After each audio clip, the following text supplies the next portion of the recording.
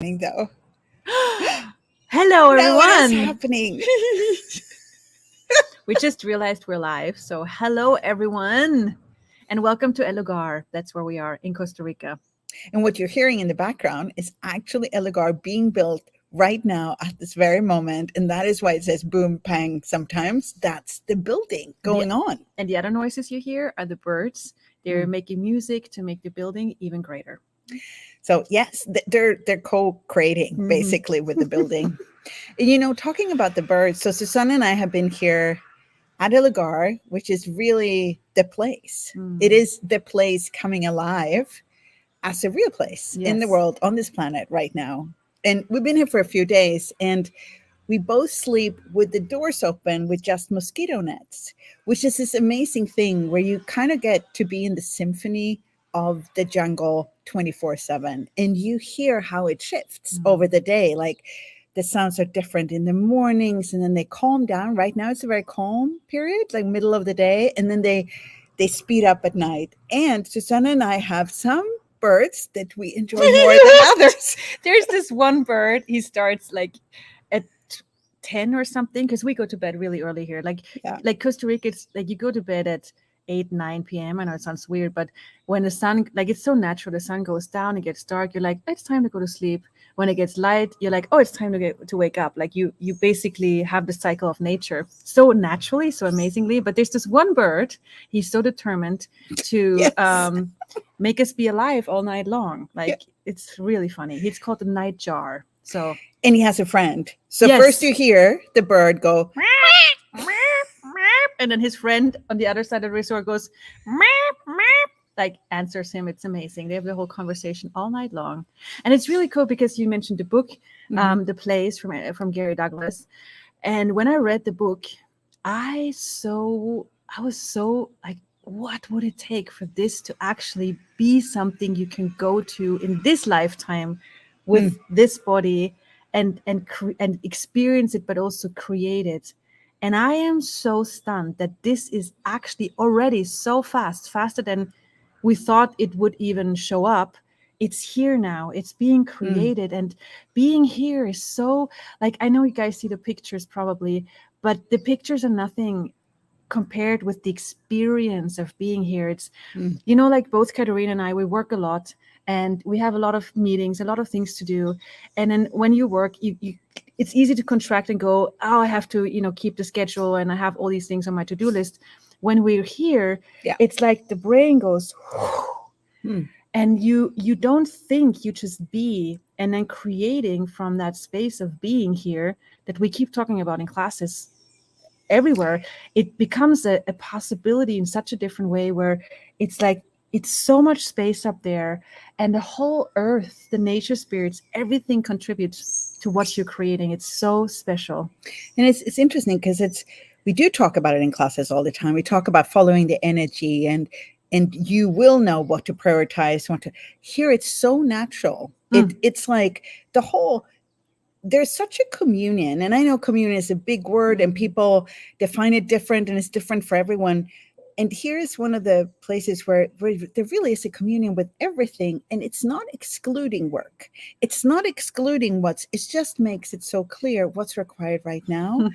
And everything here contributes to it. Yes, that exactly. It invites you to a level of receiving that, you know, when you're doing normal business, you're like, I have to be busy. I do to make sure that I get the things done. But here you're like, I can create and do my things from a different space where the receiving is like, I can receive energy from everywhere, which contributes to every part of my creations and business and everything, the fun we have here. It's really, it's not something we've been taught anywhere in this world, but here you get it taught by nature.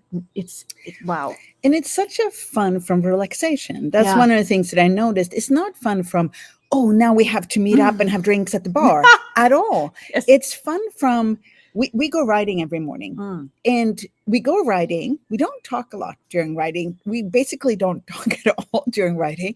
We have a lot of fun, and then we walk home, and it's like there's no need to even discuss or decide what it was or what it wasn't. It's just like it is in that moment. Yeah. With that, it's like a relaxation that just is under everything. That Wow. if the world could have this more, what would it look like?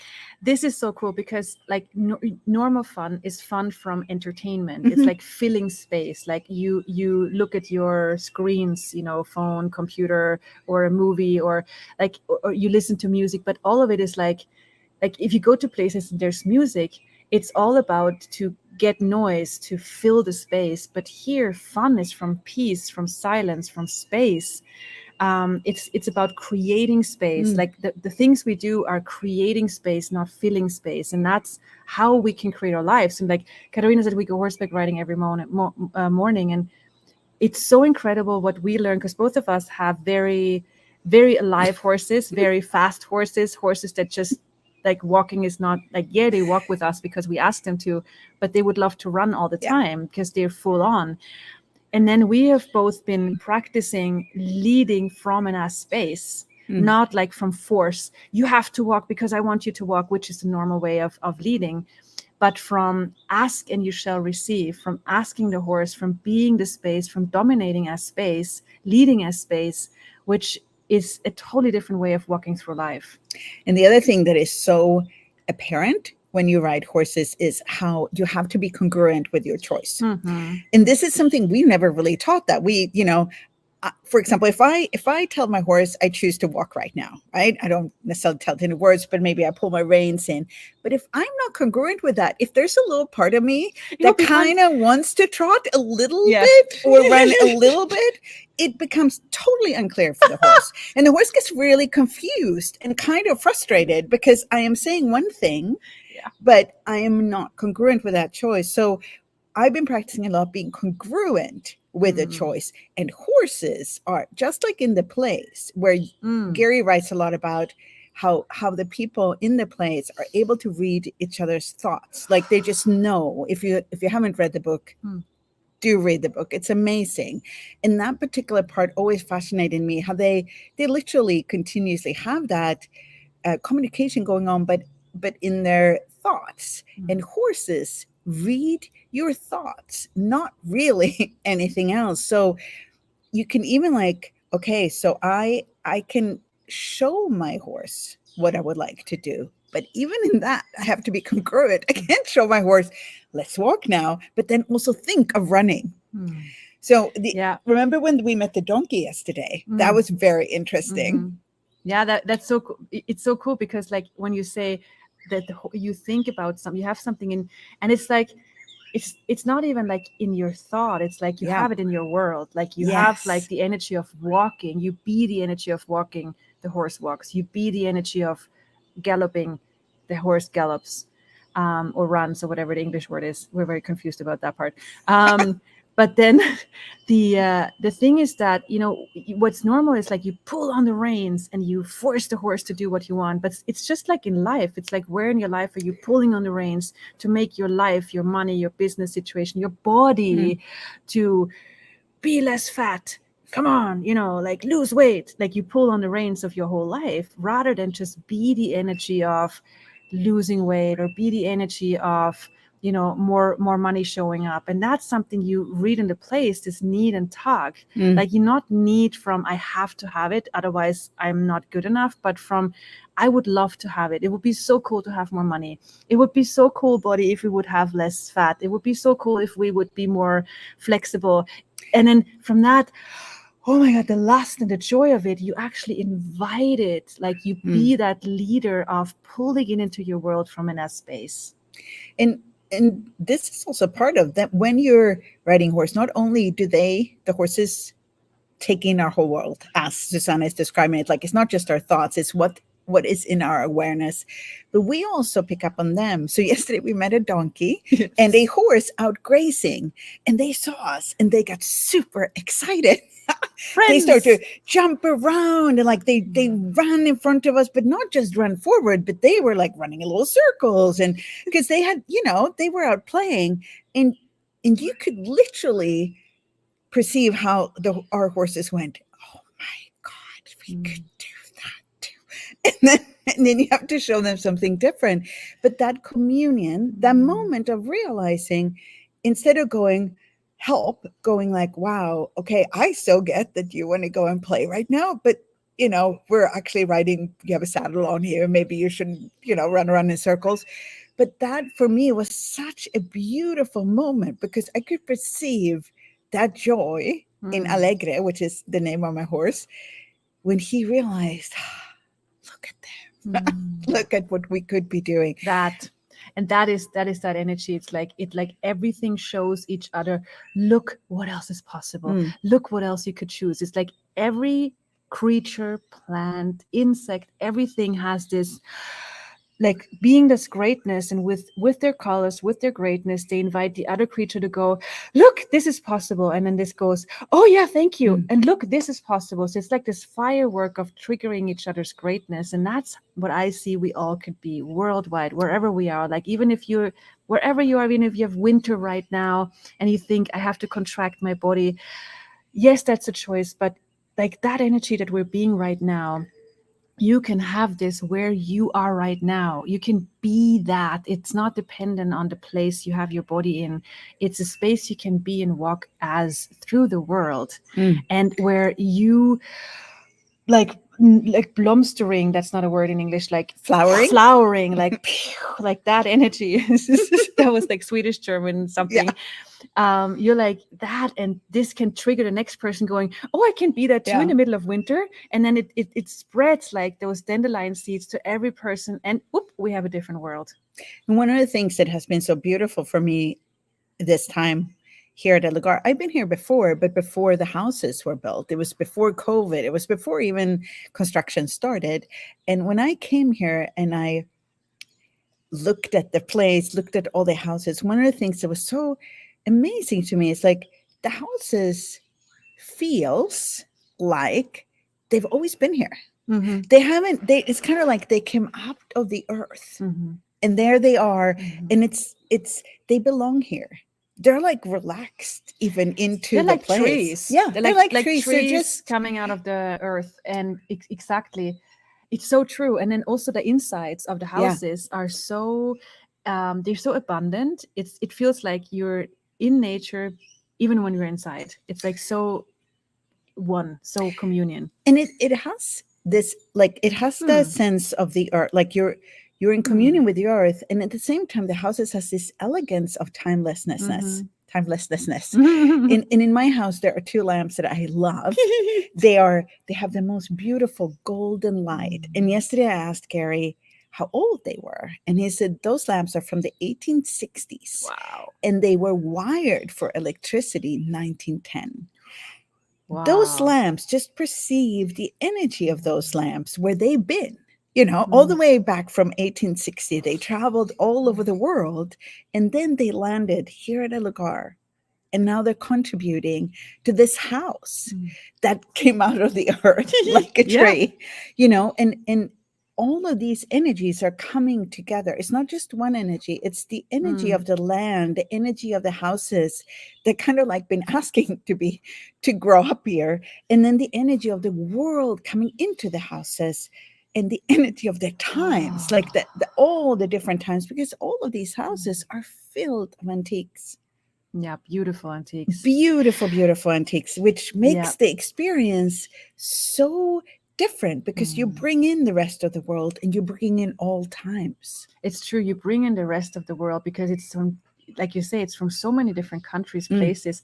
And it's like this, you bring in the world, and then you spread out the rays of energy to the world. It's like this whole different way of creating. And what that also reminds me of is like nature is so, like, nature doesn't save, like, when people save money, like I save money for the rainy days, or I save my energy because I need it for a longer walk, so I will not move as much now because I need it for later. Like, normal world is so much about saving.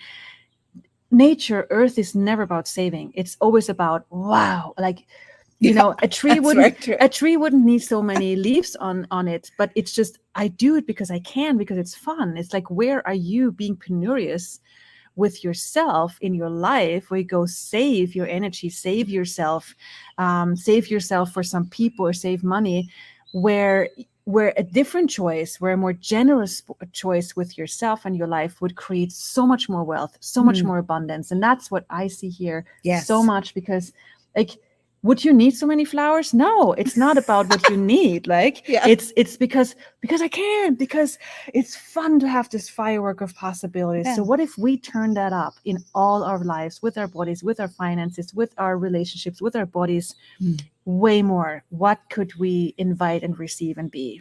And it's also with like this, what you're talking about with the earth, like that abundance of beauty that is around here, that you walk out, you like when you open your door, horses are grazing in the fields and allowing that to contribute to you, allowing the beauty of that, the nourishing of that, like really allow that to contribute to you. It actually takes a few days. When I got here, like the first day, I did not have the same sense of the contribution from the earth as I do now after a few days. Like every day exponentializes my receiving, the way I can contribute to the earth, the way the earth can contribute to me, the way this place can contribute and be contributed to.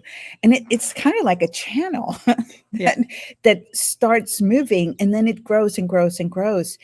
And that is such a gift. So true. And that reminds me of like there was one scene in the book where he goes into the river and he lies in the river and he lets the fish nibble on his skin.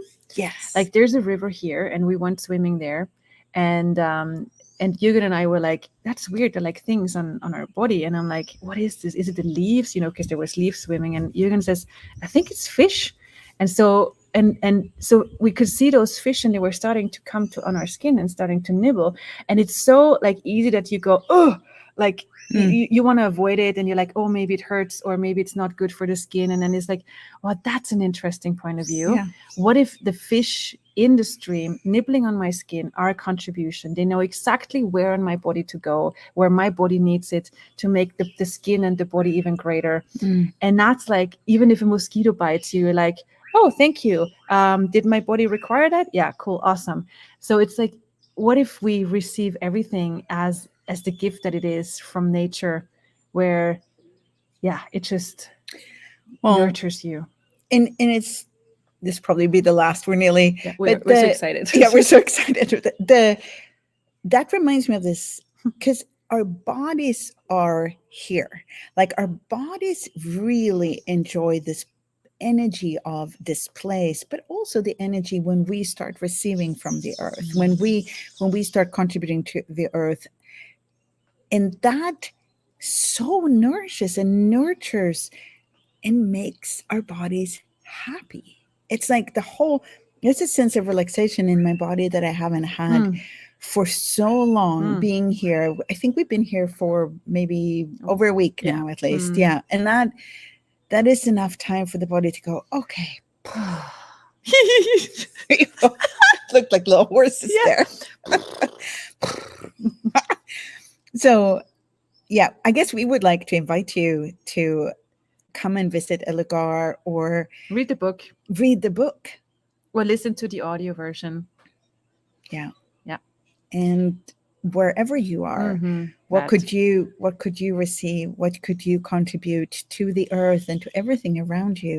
And what if you are the El Lugar on legs? What if you are the place on legs wherever you go? Yeah. Okay. Thank you, everyone. Thank you, guys. Bye.